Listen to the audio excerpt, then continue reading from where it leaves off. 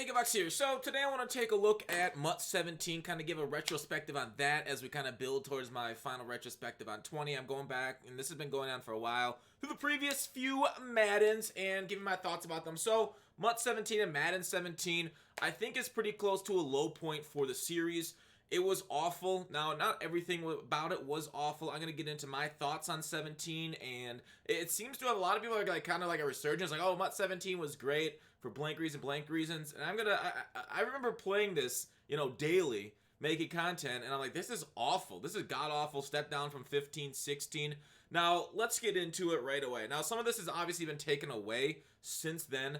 But I will say MUT 17 was the birth of the Skinner box portion of this game, where basically, hey, log on daily. We're gonna give you something. Keep logging on.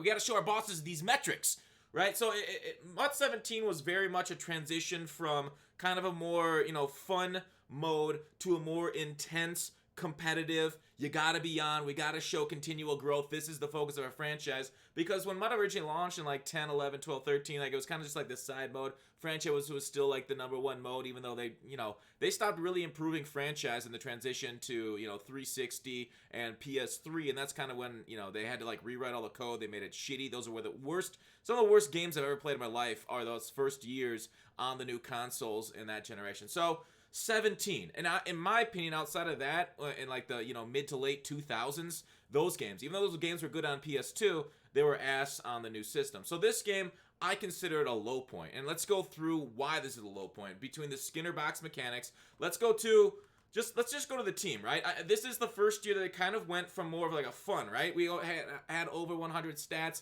We had crazy cards. They did add abilities in 17. I do not believe we had them in 16. I looked and I didn't see them. So this stuff like Playmaker was onto this stuff. These chemistries were baked on. Now, a lot of people do remember the Antonio Brown card, which I guess I can look for. The Clowney, I may have sold them off. I gave away most of my team at the end of the year. So I don't think that, they're not on the team. But those were fun. They had all the chemistries, but chemistry was baked on now. So, like, if a card came out with the wrong chemistry, you literally couldn't use it. So there's a lot of cards like that weren't the greatest. Obviously provided a little bit more depth in team building, kind of like FIFA has. But it was what it was, right? It offered some limitations. We had the ultimate ticket. They also couldn't call them golden tickets for some reason. In 17, they call them ultimate tickets. So here's the Moss at the end of the year with MB. He had mobile blocker because it gave him speed, which is crazy that his ultimate ticket had to get a blocking chemistry on it to give him better speed. So 17, here it was, ultimate tickets. They fucked up the matchup system in 17 too. In 16, 15 before you matched up by division. In 17 they just like, oh, you get your elo, you can match up against anybody on the ladder. So for new players coming on, they basically can match up with anybody all the way up to all Madden. So they get basically fucked up in their first 5 games until they find their skill level. It's a terrible system. A lot of other games they can look at, find better systems where, hey, maybe you should protect your new players to kind of build them into them to make them more fans of the Ultimate Team. Although Ultimate Team is growing, so they're really not losing a ton of new players. They're still growing it. I'm just saying they fucked that up going into 17, and they've done a bad job ever since then. We did have some cool legends. Bob Sanders was in the game this year. We had the regulars. You see Night Train laying down there. 2 Singletary is there. Bars, this, part of his legend was grown from these years. So, like, budget cards were not a thing in 17, right? We also couldn't add more of one player, like the same player twice in the lineup, which is kind of like a side grade. So, budget cards, like we had the Dree Archer in 16. We had that Nate Askew you saw in that video I did like a week ago or 2 weeks ago now. I don't remember. Like, budget cards actually played well. Now is basically overall is slightly better than the last one. So there was like no variation. Offensive lineman didn't really vary. You didn't have a lot of depth there. So that was sad. We'll talk about 18 when that comes around as in a continuing portion of that. We did get Brett Favre this year, but I do think 17 was much more of a transition to comp, right? And much more competitive. MUT lost a lot of its former charm when it was kind of like, hey, here's a fun game mode. It's now more competitive. We get more like, hey, we're going for championship series. We're doing salary cap stuff. We're kind of catering a little bit more to that, more serious. Now, I see a lot of people like Madden 17 and the gameplay there because they said it was consistent or whatever, but like it was consistently just Nickel Blitz and Gun Bunch, right? Nickel Blitz dominated, and it was something they refused to kind of adapt to, and it became unblockable, right? A 3-man, except for in like Gun Bunch most of the year, like you had to sit in certain formations or else you literally just got torn apart by Nickel Blitz, right? If you played a game that was against Nickel Blitz, you consider yourself lucky because it was everywhere. This was the worst meta I have ever felt for a Madden game, and it to this day, if you play this, you got to go gun bunch, you got to go nickel blitz, and you really can't pick it up because there's no sliding ID and that kind of stuff that we have in 20. So I do feel like that gameplay is what you say about it, right? Dime, oh, sorry, not dime. It is dollar. Dollar and nickel blitz was the meta, right? Crossman, that kind of stuff. It was just consistently the same. So idiots that were able to stay in one formation became decent at defense because they basically just set it, forget it, and then use it around the midfield with their users. So like you would sometimes have to change a couple different coverage and stuff, and people think they're fucking geniuses here. But really, the meta was horrible. You didn't have to think. This was the lowest skill gap of any Madden I've ever played because basically once you learned those two things, you were up there. You were top there. And Madden 20 is not a great skill gap either. Let's not get that twisted. 17 didn't really have a lot of different routes that got opened as much against certain coverages because you can basically adjust them all on a nickel blitz, send 3-man blitz, drop 8, and have a user cover a lot of the stuff. So it was a lot, you know, the traditional Madden routes, corners, post patterns, those things were still powerful, and that's kind of what you needed to do. You couldn't really run that great against nickel blitz either. So it was sad that their game basically forced you into two formations.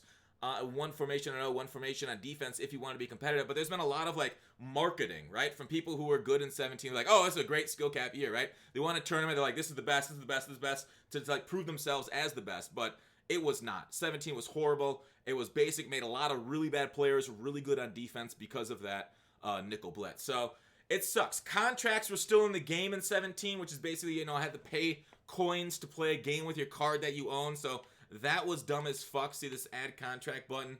So that was also horrific. We still had that problem with it. They didn't get rid of that. I don't know if they got rid of it in 18 or 19. I think it was 18 though.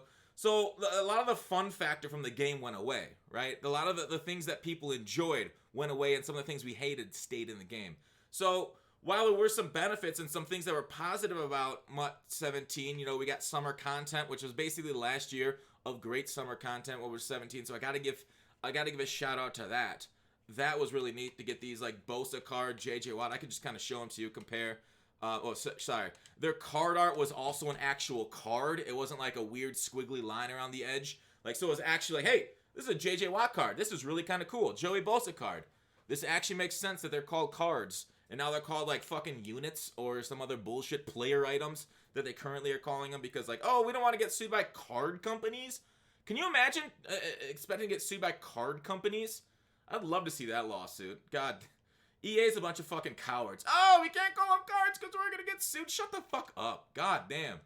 You're like $1 billion company afraid of fucking afraid of fucking Panini, right? Just sign a fucking contract if you're so afraid with them. Hey, Panini, let's add some of your old cards into this game. Wow, that's a collaboration. That's a partnership that we can both benefit from. Imagine that. So, MUT 17. It was okay, but not nearly as good as like MUT was on a decline right here, right? 16, I like 16. I thought 15 was great too. 17, it was a sharp through the year. October, we had like a fucking riot. I think Toke had like a little Timmy movement in October where it's like, hey, these pack odds are horrible. The game mode's fucking awful. So even early in the year, we hated MUT in 17. The gameplay was awful all year long. It is what it is, right? So the meta was bad. The game mode of MUT was bad in 17. So it was kind of like a culmination of what I consider the worst Madden of modern times of, you know, the last 10 years or so. So it's tough, right? It's tough to judge this. Being such like a down year, and kind of like I like to look back things and like think, oh hey, that was pretty good, you know, that wasn't so bad, like nostalgia glasses, but nostalgia literally has not, it's washed over a lot of people for this game, but it has not. And I remember the feeling playing this and picking this game up, just awful. You got into the game, and then the first game play was like against nickel blitz. You're like, okay, this is just gonna be an awful experience. I gotta get the ball out in a couple seconds or else I'm getting sacked because there's literally no way of picking up a fucking blitz. So it is what it is, right? We also had some glitches, you know, that Moss glitch at Christmas. So that was kind of crazy. A lot of people made a lot of coins. There was a lot of that. So that's glitches still are there, positive and negative, year over year. Tavon Austin out of position cards will still there. So overall, it is what it is. I hated it. What were you guys, for those that played 17, did you like it? I know some people, maybe it was their first year, they love it. Everybody likes their first year, so you don't have really as much perspective on the previous Maddens there. So yeah, overall, it was unfortunate, and it was a downer, but it was good. It's good to look back to kind of see where we came from. So even though like 16, 15, 25, those Maddens and MUTs, the MUT specifically, were really nice, and a lot of the content they were putting out were nice. And they did put out a good amount of content in 17. It just a little bit of a letdown with what we saw in 16 to 17. So there it is. You know, it is what it is. Bruiser. I think the worst one was the, I don't know, like secure tackler is just so powerful all through 17, 18. It was like two-hand touch football. You got your hands on them and they went down. So secure tackler, now the ability system, you can only have 3, whereas they used to be able to go a whole defense of secure tacklers, and you didn't have to activate anybody. They just took them down anyways. So like the abilities, they weren't like crazy unbalanced, but they weren't exactly balanced, because at some point there in this year, next year, and into 18, it was two-hand touch football. And it was like, oh, huh. I guess that's cool. Not.